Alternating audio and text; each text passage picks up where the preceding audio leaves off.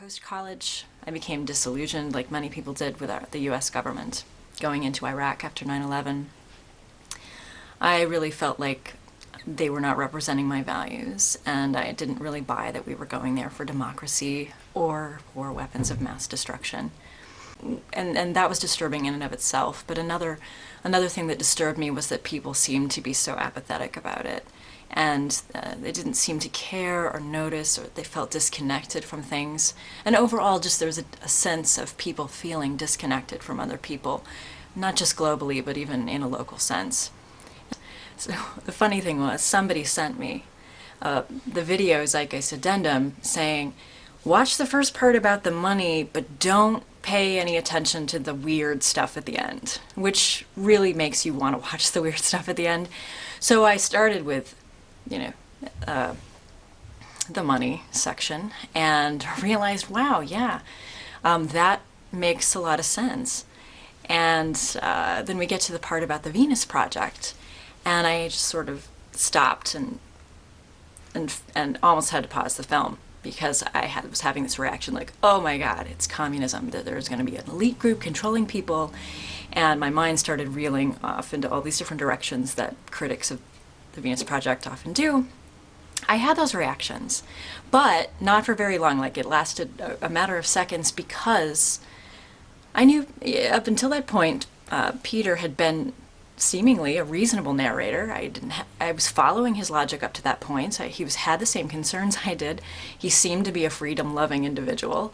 Why would he lead us into this direction? And I mean, if there wasn't something else to it. So I watched the rest of it, and I really opened my mind to things, and especially the elements of the Venus Project in relation to human behavior. I realized, wow, here we have a perfect attempt, let's say, at a dynamic equilibrium between the planet and humans, and between the collective and the individual. Being in balance, because there's sort of this liberating thing that could happen if we went to a society that didn't operate on money, didn't even use a barter system, but was just an access system.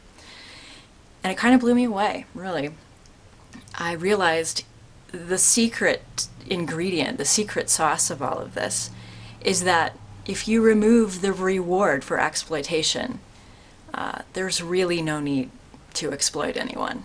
And so there goes your elite theory. There goes the worries about what about my property. It's a whole different view of living that really gets to the heart of life, the basic principles of life.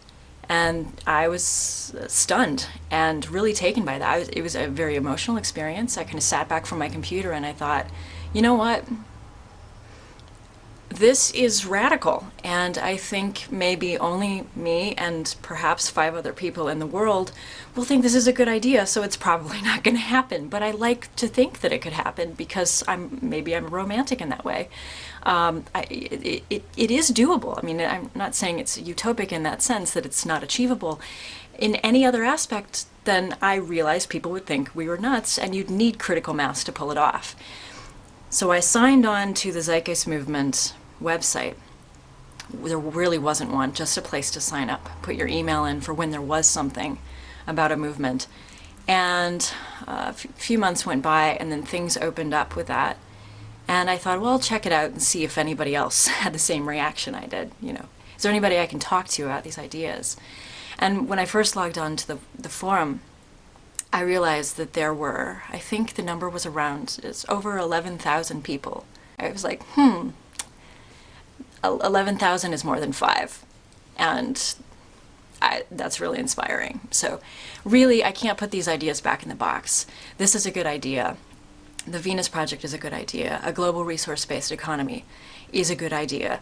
All of my ideas about the free market, I decided, were myths. And I can get into that perhaps in a whole other video, but I'll try to sum it up for you. The free market. Okay, who doesn't really want a free market, right? Because the kind of idea about that is that you would create this environment that sort of has this natural checks and balances system, where it's almost a democratic process where people are voting with their money and we would have the most innovative products, and there would be a healthy competition, and it would all balance out, and everybody would have a fair shake and have a shot at really making it. And really, I don't feel that way anymore. I feel like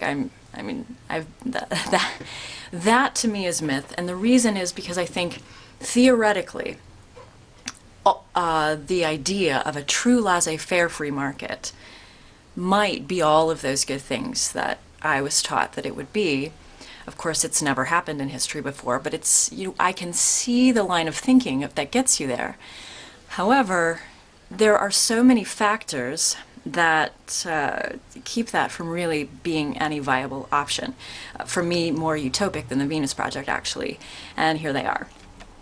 First of all, in order for that to be a true free market, in a sense that I'm thinking free market, I link freedom to equality because we have studies that the freedom of people and all of the things that you see blossoming in the theoretical sense of a free market really happen when there's equality among people, which is not something that's factored into the actual free market principles. It's designed for inequality. For one, because people don't start out with the same amount of money or from the same class, socioeconomic class. So people automatically start out, some having more advantages than others, in a climate where you have as much freedom as your purchasing power allows. So, and that's true today. That's exactly true. Your freedom is limited to your purchasing power. The other piece of the free market myth is that you'd also have to guarantee, for that to be a true free market, that all people have the same level of education in order to evaluate products and services in the right way, in a way that they would know this is the right way, this is what I want, this is what I need, and this will meet my needs, and this is the best product or service for that. People aren't really educated in that sense. We aren't experts in all areas. We have to rely on advertisers to tell us about products, which brings me to my third point about the free market and why it can't happen because of advertisers. Because advertisers tell you what you want to hear in order to get you to buy a product. It doesn't mean it's true about the product. They don't really say, hey, here's a product that is carcinogenic, but it tastes great, They don't really give you all of the information. So you don't have legitimate information in which to make decisions about your purchases, regardless of rules and regulations of the government. The biggest kicker is that even if you had all of those things in place, right now we're at a point where technological unemployment, legitimate negative impact on our economy.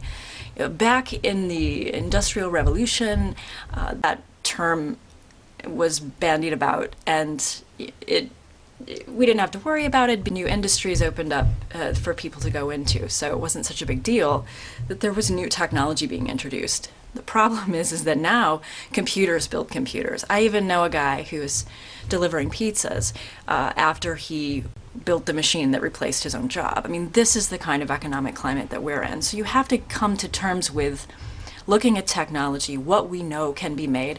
This is incredibly cost efficient for companies, so there's no reason why they're not going to go with a machine over an employee.